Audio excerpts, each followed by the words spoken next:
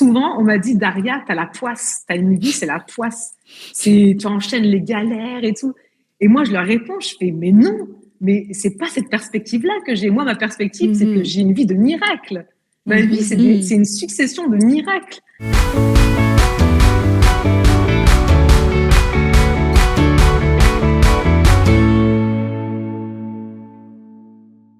Bonjour tout le monde.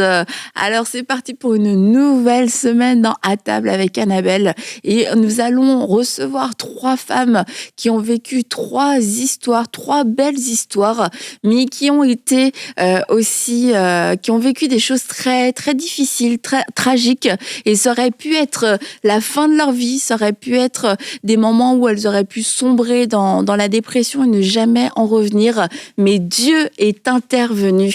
Et vous savez, dans À table avec Annabelle, c'est ce qu'on aime, c'est de pouvoir raconter des histoires où Dieu est intervenu, Dieu s'est levé, Dieu a fait quelque chose d'extraordinaire, et puis des vies où on se dit, il y a plus d'espoir parce que là, c'est allé trop loin, ça a été trop difficile, ce sera pas possible, il y aura toujours des séquelles, il y aura toujours quelque chose. Et bien pourtant, Dieu le fait, et ce sont des belles histoires comme ça qu'on aime entendre parce que c'est ce qui aussi glorifie Dieu dans toute sa bonté, dans toute sa justice, dans toute sa fidélité, et de se rappeler qu'au milieu de l'épreuve, eh bien pour vous, si vous êtes encore au milieu de l'épreuve aujourd'hui, il y a un espoir parce que Dieu ne vous a pas abandonné, et vous allez pouvoir l'entendre à travers toutes ces histoires qu'on va entendre cette semaine. Et aujourd'hui, pour commencer notre semaine avec Aurélie et Stéphanie. Bonjour les filles. Bonjour, bonjour. J'ai l'impression que ça fait longtemps qu'on t'a pas vu, Stéphanie. Ça fait longtemps, mais me voilà de retour. Me voilà de retour de te retrouver. Oui, moi aussi, contente d'être avec vous. Toujours un plaisir, une joie. Vous m'avez manqué. J'espère. Un petit peu partout en France. Mais voilà, de retour, de mission. Et nous sommes donc avec Daria. Bonjour Daria, qui est d'ailleurs en ce moment même à Singapour. Vive la technologie. Donc, coucou Daria, on est heureuse de passer ce moment avec toi. Moi aussi, vraiment très heureuse de partager ce moment entre filles. Voilà. Exactement. Tu nous disais que tu étais un petit peu dans le jet lag et tout ça. Et comme on te le disait avant que ça commence, on trouve quand même que t'as bonne mine. Moi, je peux témoigner que j'ai pas l'air de ça, même juste 6 heures, tu vois, pas 12. Daria dit que c'est les lunettes, alors je pense que je vais mettre les miennes. Là. Tu sais, c'est la raison pourquoi j'ai des grandes lunettes aussi. Voilà, comme ça cache la moitié les yeux. Ah, ok. Merci pour ce conseil beauté, Daria, pour commencer. Alors, Daria, je pense qu'il y en a déjà plusieurs qui te connaissent et qui ont eu l'occasion de peut-être d'entendre ici et là des bouts de ton témoignage, et qui aussi peut-être connaissent ton église à toi et ton mari, une église qui s'appelle Boom. Boom, yes. Et c'est pas en l'honneur de Marcel Comenan avec Badaboom. Ça vient d'où d'ailleurs le nom Boom, Daria? Alors en fait, Boom, c'est quand on a fait un peu le changement de nom là dernièrement dans notre église, c'est lié. En fait, il y a une petite phrase qu'on dit juste après, c'est Boom, le son du réveil. Et c'est en lien avec Apocalypse 19, versets 6 et 7, où c'est le son d'une foule immense, et on croit vraiment qu'un réveil spirituel arrive sur la France, en Europe et dans le monde. Et vraiment, on veut être cette église qui n'a pas honte de l'évangile, qui a un son de réveil. Et donc voilà, il y a toute une histoire autour du nom, de ce choix de nom, et aussi dans le but de toucher une jeune génération. Donc on a vraiment à cœur, c'est notre focus en tant qu'église Boom, du coup, c'est d'atteindre les 0-25, donc la jeunesse, les étudiants, et donc il y a toute une vision, tout un focus, toute une idée derrière, on va dire, de l'église Boom. Boom, donc Boom à Marseille.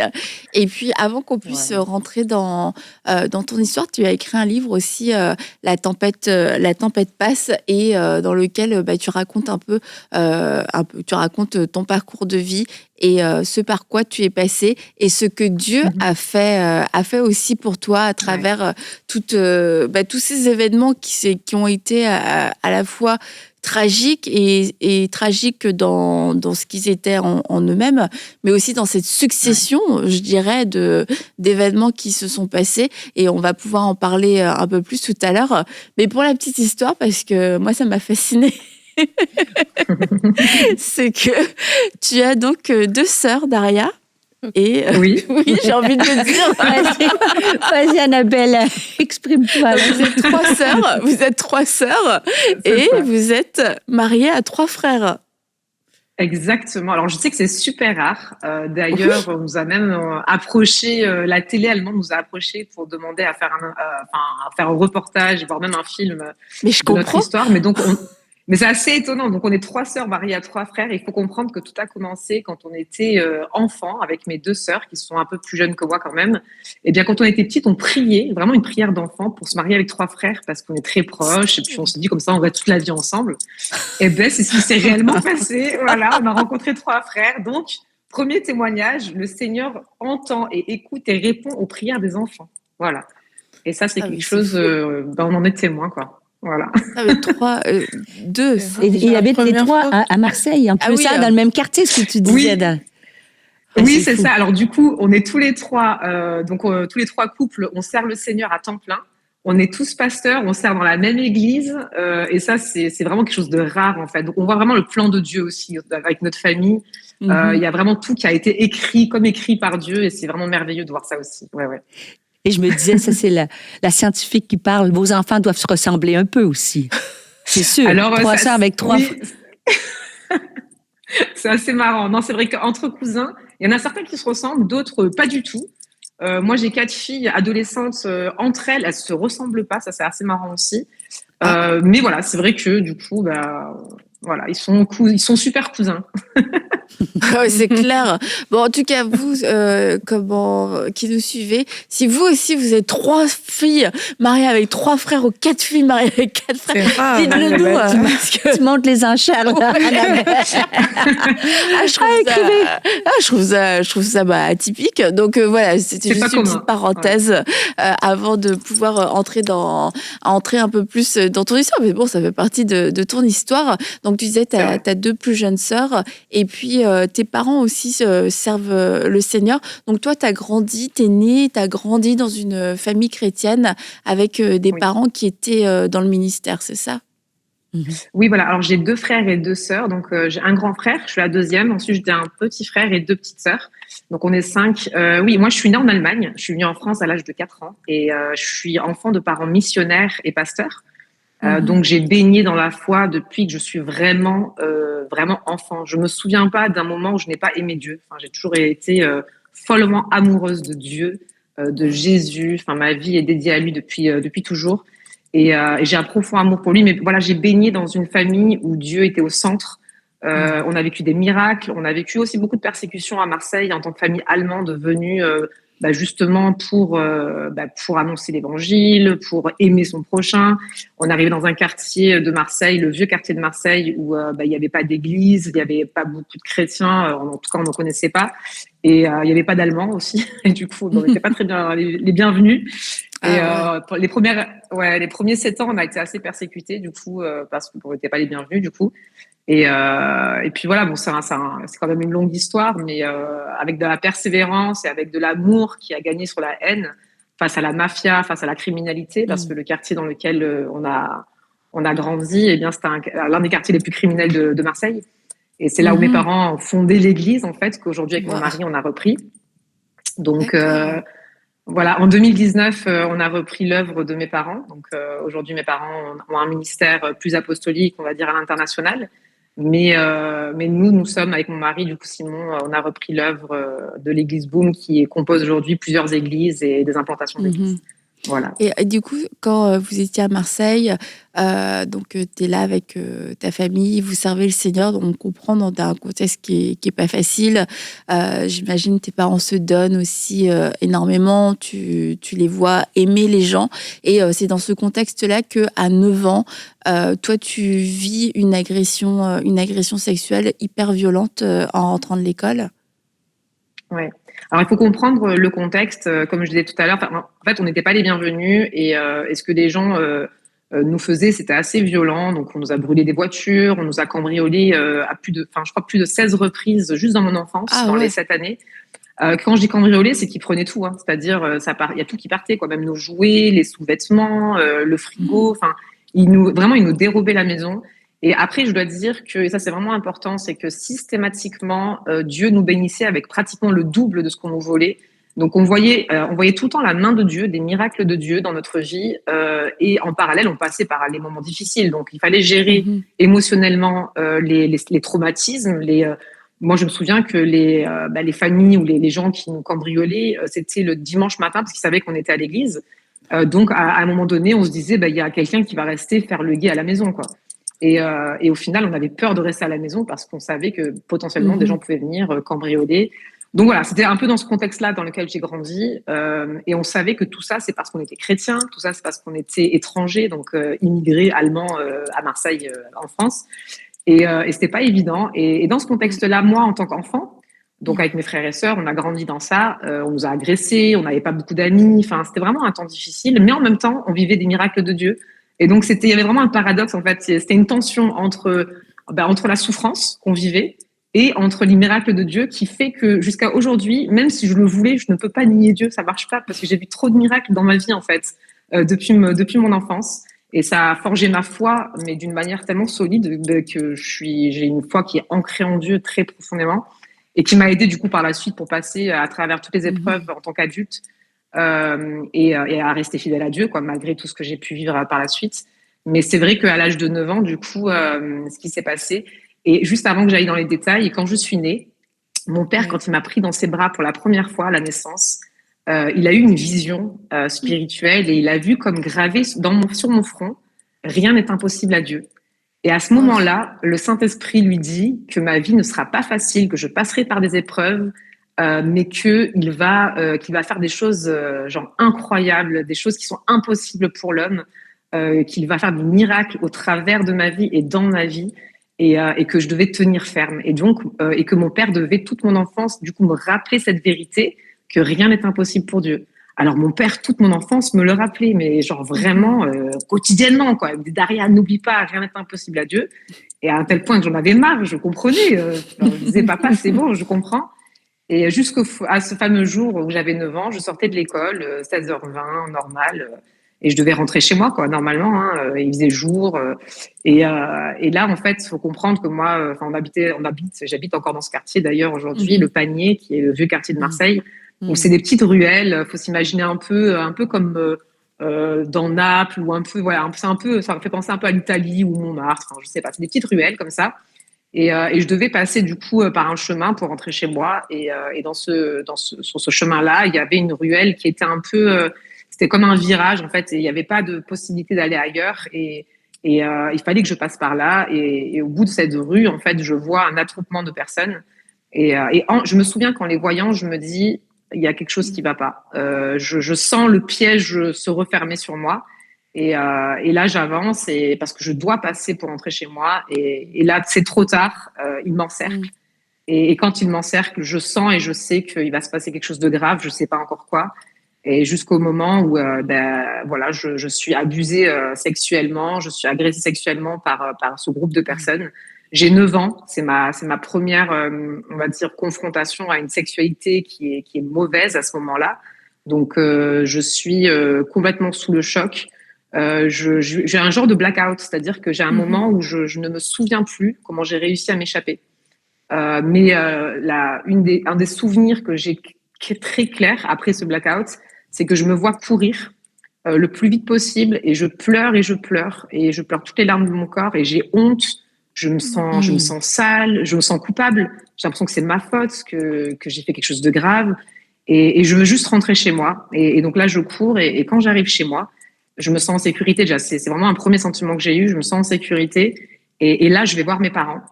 Et il faut comprendre que parce que j'ai grandi dans un contexte de souffrance et de persécution, mes parents nous ont enseigné depuis la petite enfance bien, de tout mettre à la lumière.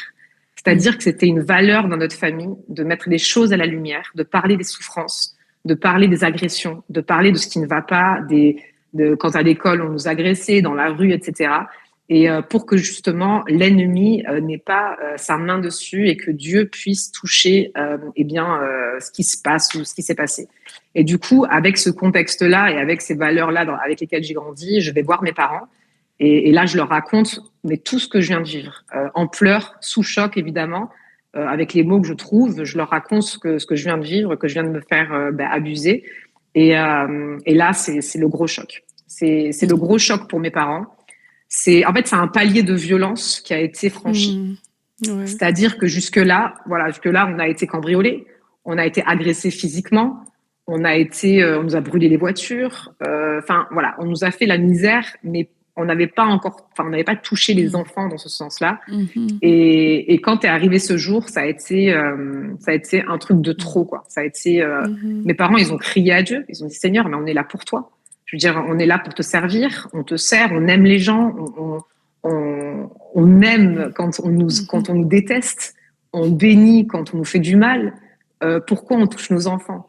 Et mes parents disaient, quand j'ai écrit le livre, je leur ai vraiment demandé en détail comment eux ont réagi en tant qu'adultes, en tant que parents, et ils m'ont dit, mais en fait, on a crié à Dieu en disant, mais Seigneur, on est prêt à tout sacrifier, mais s'il te plaît, pas nos enfants. Enfin, pas nos enfants. Moi, j'ai grandi pauvre, on a grandi dans la pauvreté.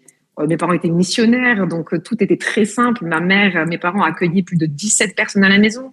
Des personnes qui sortaient de la prostitution, des toxicomanes qui se sevraient, des alcooliques qui se sevraient. Et ma mère, elle cuisinait pour 17 personnes à la maison.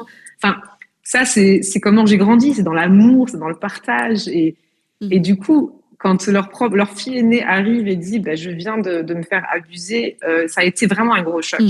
Et après ce choc passé, il est encore là le choc, mais malgré ce choc, je dirais plutôt, mes parents ont eu un réflexe qui a changé ma vie pour toujours. Et ce réflexe, malgré leur tristesse, leur colère et leur incompréhension, ils ont prié pour moi. Et ça a été une des prières, je dirais, qui a transformé ma vie. Et ça, c'est un premier témoignage, c'est que parfois on croit que les prières, même une prière, parfois ça sert à rien, ou c'est pas avec une prière que tout va changer. Eh ben si, c'est possible parfois qu'avec une prière tout change. Et ça, par exemple, ma vie, elle en témoigne. Mes parents, ils ont juste prié pour moi, et quand ils ont prié pour moi, il s'est passé un miracle. Et ce miracle fait que ça a été le premier jour du reste de ma vie. D'ailleurs, j'ai appelé ce chapitre où je parle de cette histoire, je l'ai appelé comme ça, parce que c'est littéralement ce qui s'est passé, quoi. Ils ont prié pour moi et soudainement, j'ai tremblé de tout mon corps. Mais incontrôlable. Quand ils prient pour toi, on est encore dans ce moment où tu viens de rentrer chez toi. Oui. On est là, c'est pas quelques jours plus tard, c'était le moment même. Ouais, c'est vraiment genre 30 minutes, 30-40 minutes après ce que je venais de vivre dans la rue. Okay. Parce que c'était en pleine rue ce que j'ai vécu. Et donc, c'est vraiment juste après. Tout était très frais. Et là, mes parents prient pour moi, malgré le choc émotionnel, tout ça. Et donc, j'ai une visitation, mais instantanée, de Dieu.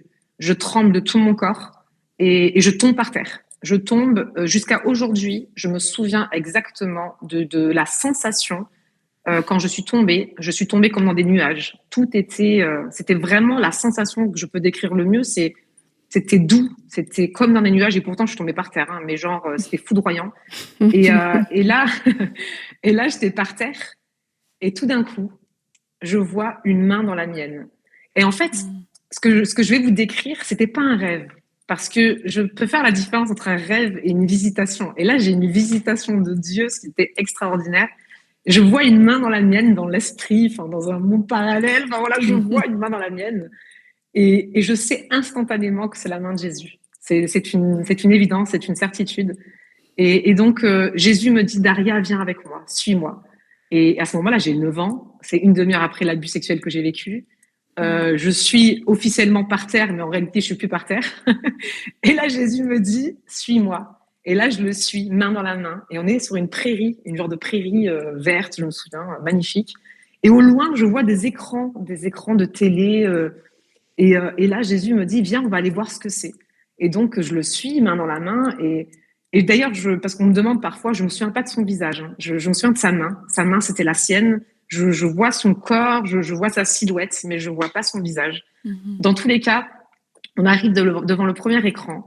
Et là, je me vois dans l'écran, moi-même. Et je me vois à l'âge de 16 ans. Et il ne faut pas oublier que j'ai 9 ans quand je vis ça. Hein. Donc, je me vois à l'âge de 16 ans aller dans une école biblique. Ensuite, donc, tout excitée, je me dis, ouais, c'est génial et tout. Après, je vois le prochain écran et je me vois à 16 ans rencontrer mon futur mari à l'école biblique. Et là, je me dis, incroyable, en plus, plutôt beau gosse, tu vois, plutôt bel homme. Et je me dis, mais c'est génial et tout. Ensuite, je vois le prochain écran où je me vois me marier avec ce bel homme. Je vois me marier à 18 ans et commencer le ministère à l'âge de 18 ans avec mon mari à Marseille. Ensuite, le prochain écran, je me vois un jour reprendre l'œuvre de mes parents qui ont fondé l'œuvre qu'ils ont fondée. Je me vois prêcher devant des prisonniers. Et en fait, je vois toute ma vie. Avec Jésus, on fait cette balade devant ces écrans et il me montre ma vie jusqu'au dernier jour de ma vie sur Terre. Je me vois mourir sur Terre. Donc, je vois toute ma vie en fait sur Terre. Ensuite, Jésus s'abaisse à moi. Donc, on s'arrête, la promenade s'arrête et il se met à genoux et il me regarde dans les yeux. Et je me souviens de son regard. Je me souviens d'un regard qui était plein d'amour, un regard plein de compassion, mais un regard aussi de joie. C'était trop bizarre. C'était vraiment un regard parfait, mais qui, comme si ce regard guérissait tout en fait. Et là, il me regarde et il me dit, Daria, est-ce que cette vie te plaît? Et donc, je lui dis, mais Jésus, c'est une vie de rêve, mais je veux cette vie. Et là, il me dit, Daria, tu peux avoir cette vie à une seule condition, c'est qu'à partir d'aujourd'hui, tu me consacres toute ta vie. Et là, je lui dis, come on, Jesus, moi, je te donne toute ma vie, je veux cette vie, c'est le rêve. Et donc, ce jour-là, je lui ai consacré ma vie entière. Je me suis réveillée, j'ai oublié comment... en fait, parce que je me souviens comme des 3 premiers écrans. Je ne me souviens pas de comment je vais mourir sur Terre, je ne me souviens pas de plein de choses de ma vie que j'ai vues. Je me suis juste souvenue qu'à 16 ans, j'irai à l'école biblique, que je rencontrerai là-bas mon mari, qu'on se marierait à 18 ans et qu'on reprendrait l'œuvre de mes parents. C'est les choses desquelles je me suis souvenue. Ce qui s'est passé aussi, c'est que quand je me suis réveillée, mes parents, donc c'était à peu près 20-30 minutes après, j'étais allongée par terre pendant 20 à 30 minutes. Une fois que je me réveille, je me lève. Mes parents m'ont décrit qu'il y avait une lumière divine sur moi, ce qui était impossible parce qu'il n'y avait pas de lumière, il n'y avait pas de fenêtre. Il y avait comme une lumière sur moi. Ils m'ont décrit un moment divin, que j'avais un sourire radieux. Ils m'ont dit, en fait, le sourire que tu avais, c'était tellement divin que c'était pas possible d'être aussi radieuse et lumineuse après avoir vécu ce que je venais de vivre quelques instants auparavant. Et là, la première chose que je dis à mes parents, c'est papa, maman, à 16 ans, j'irai à l'école biblique. Je rencontrerai mon mari là-bas. Je me marierai à 18 ans et un jour, avec mon mari, on reprendra l'œuvre que vous avez fondée. J'avais 9 ans. Et donc, et aussi, ce qui était extraordinaire, c'est que quand je me suis réveillée, quand je me suis levée de ce moment, toute honte est partie, culpabilité est partie, tout sentiment de saleté, de culpabilité, de honte, tout était parti. C'est comme si j'étais libre. Ouais. Et puis aussi quelque chose d'important, c'est que j'ai pardonné à ceux qui m'ont fait ça. J'étais comme libre de tout. Un miracle s'est produit à ce moment-là. Donc un moment que j'oublierai jamais de ma vie et un moment qui a marqué le début du reste de toute ma vie en fait. Et ça, c'est comment Dieu change quelque chose qui était voué à me détruire. Quelque chose que le diable avait utilisé certainement pour détruire ma valeur en tant que femme, qui je suis, mon avenir, même le plan de Dieu. Il a essayé en tout cas de détruire ça.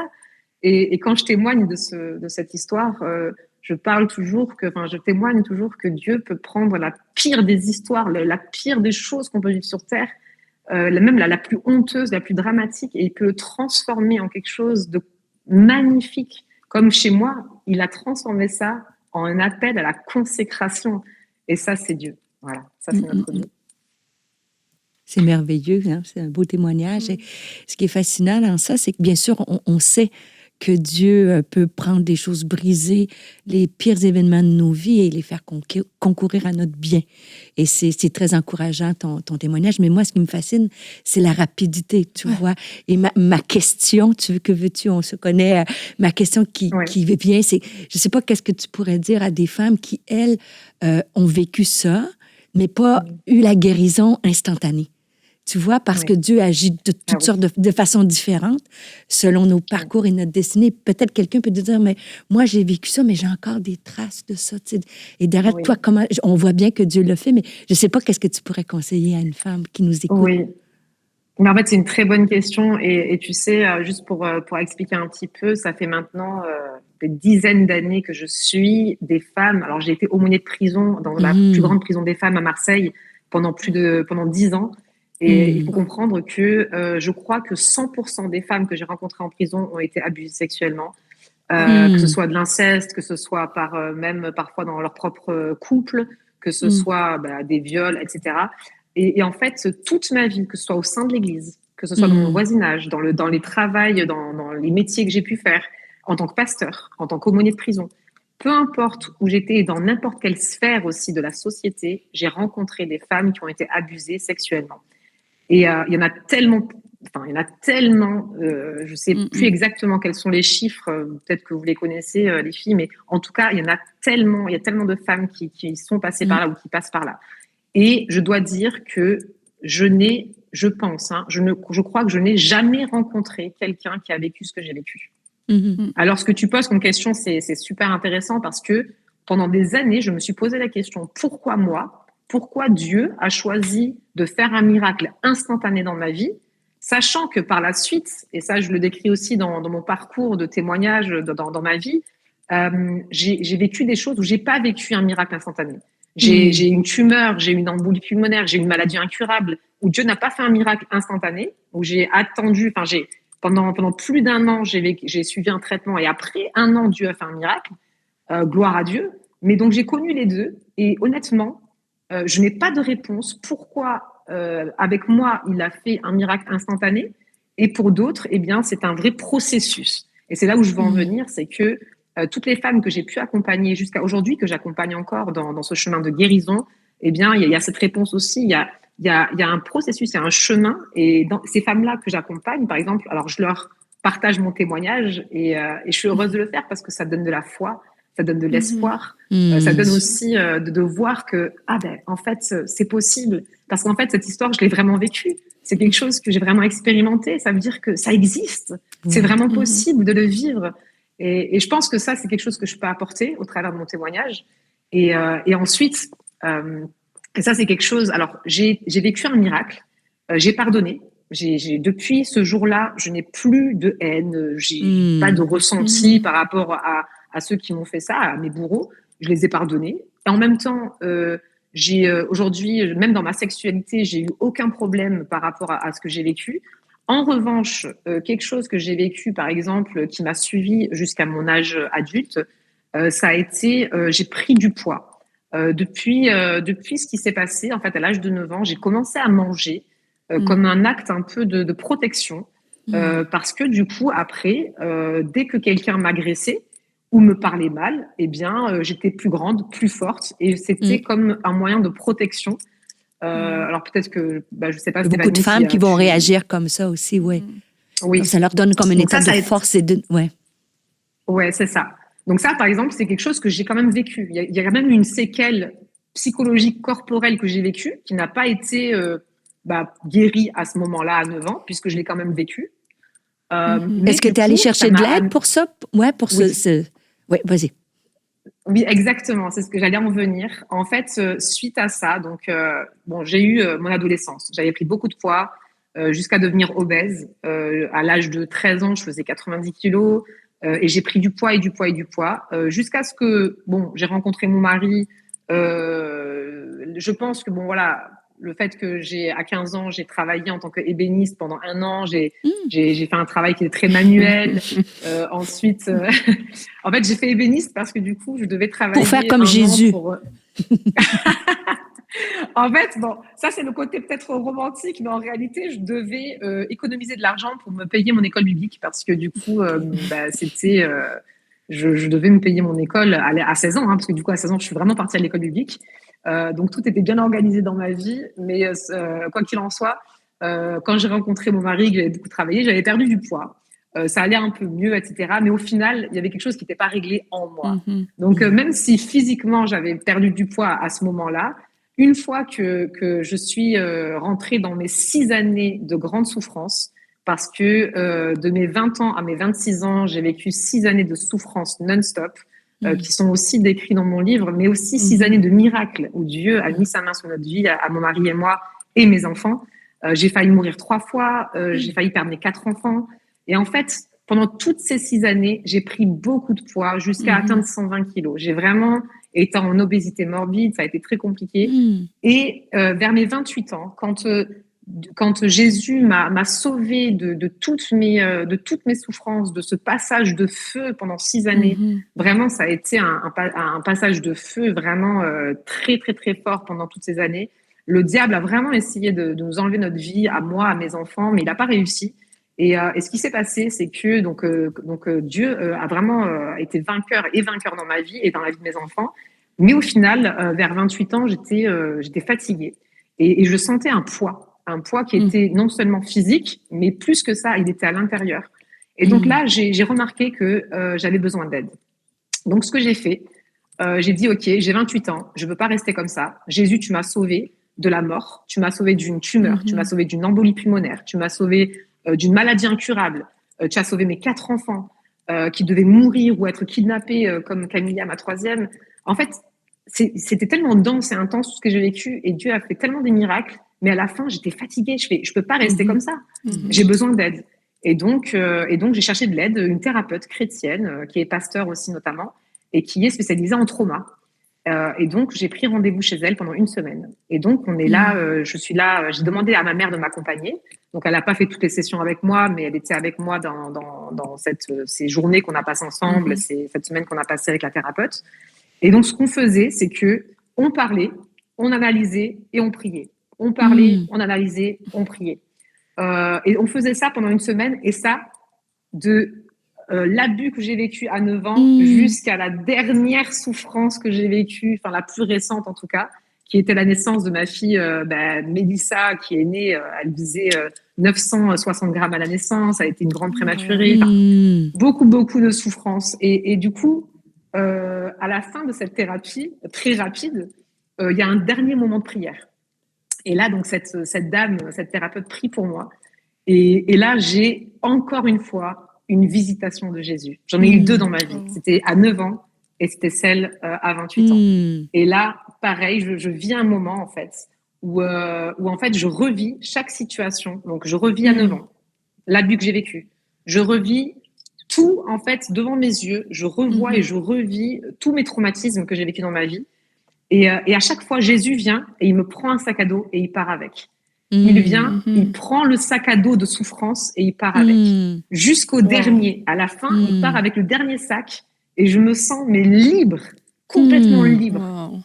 Et là, je me dis, il s'en va, c'est bon, c'est fini. Sauf que tout d'un coup, Jésus revient. Et Jésus vient avec une couronne dans les mains qui est toute légère, qui a 6 branches après, voilà, il m'a expliqué pour les 6 années par lesquelles je venais de passer.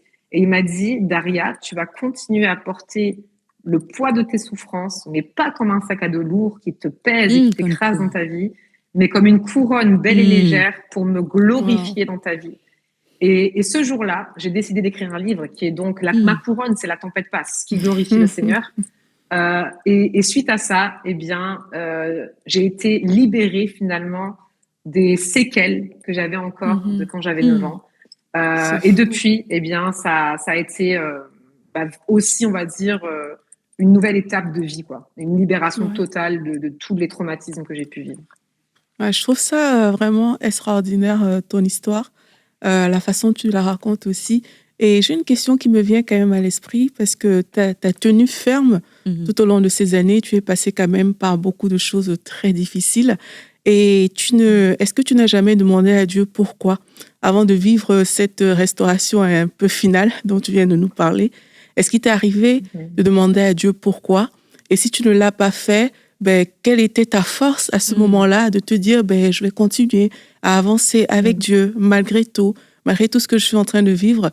Est-ce que un jour, tu as douté du fait que Dieu soit avec toi, ou alors tu as toujours été super forte et à foncer, quoi? Alors, j'aime pas dire que j'ai été forte parce qu'en fait, la force qui m'a fait tenir dans toutes ces épreuves de ma vie, c'est mon amour pour Dieu. Je n'ai jamais douté de Dieu parce que je l'aime en fait et je sais que c'est pas lui en fait. Je sais que au contraire, sans Dieu, je ne serais plus là aujourd'hui et je peux pas le blâmer lui en fait de ce que j'ai vécu puisque sans lui, je ne serais plus. Et c'est marrant parce qu'en fait, enfin c'est marrant. Souvent, on m'a dit Daria, t'as la poisse, t'as une vie, c'est la poisse. Tu enchaînes les galères et tout. Et moi, je leur réponds, je fais mais non. Mais c'est pas cette perspective-là que j'ai. Moi, ma perspective, c'est que j'ai une vie de miracle. Ma vie, c'est une succession de miracles. Et c'est extraordinaire. Et donc, je pense que tout est une question de perspective. Moi, je prends la perspective de Dieu, c'est-à-dire c'est un Dieu de miracles. Il m'a sauvé, il a sauvé mes enfants. Il y a un appel divin sur ma vie et sur celle de mes enfants.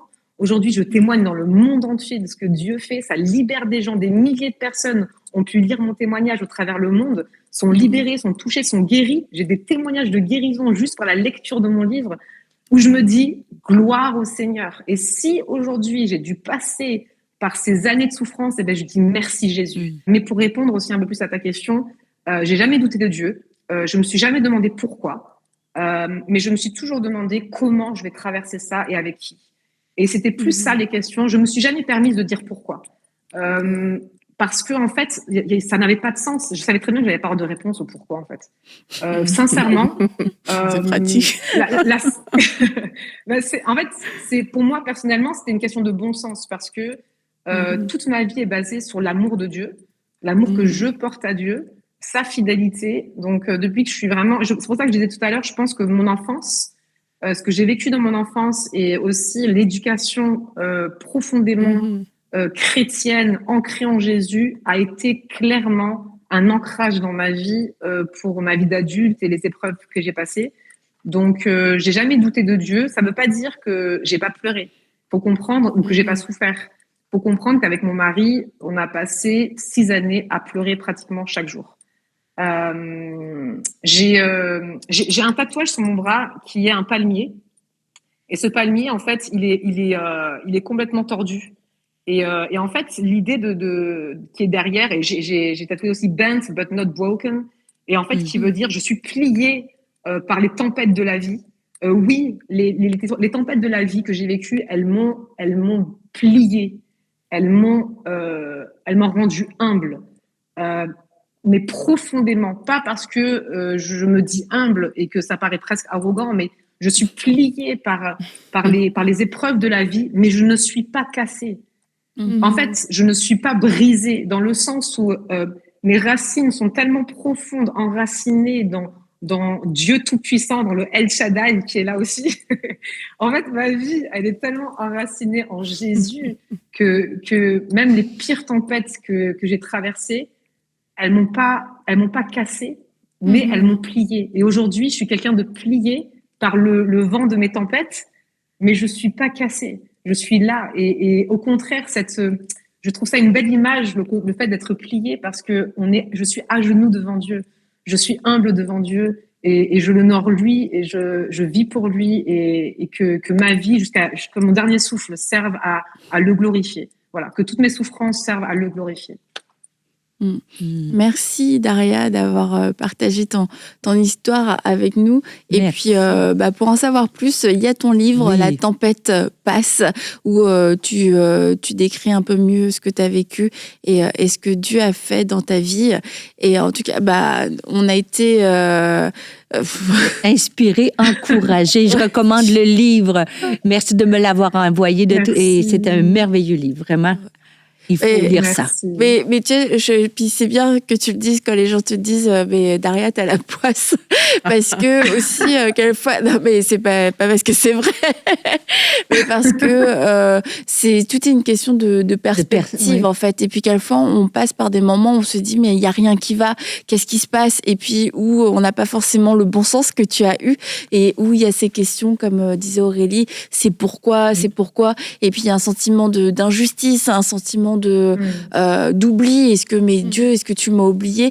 Et en fait, de se dire, même au plus profond de la tempête, on peut choisir de changer de perspective et de se rappeler que Dieu est Dieu et que oui, il y a un ennemi qui rôde, mais nous avons un grand Dieu, un Dieu qui est bon. Et j'aime le dire et je vais le redire encore aujourd'hui, ce que Dieu a fait pour Daria, eh bien, il peut aussi le faire pour vous. Et c'est pour ça qu'on veut raconter. On raconte, oui, c'est des personnes qui viennent raconter leur histoire, mais on raconte l'histoire, des histoires dans lesquelles Dieu est entré et a fait toute la différence.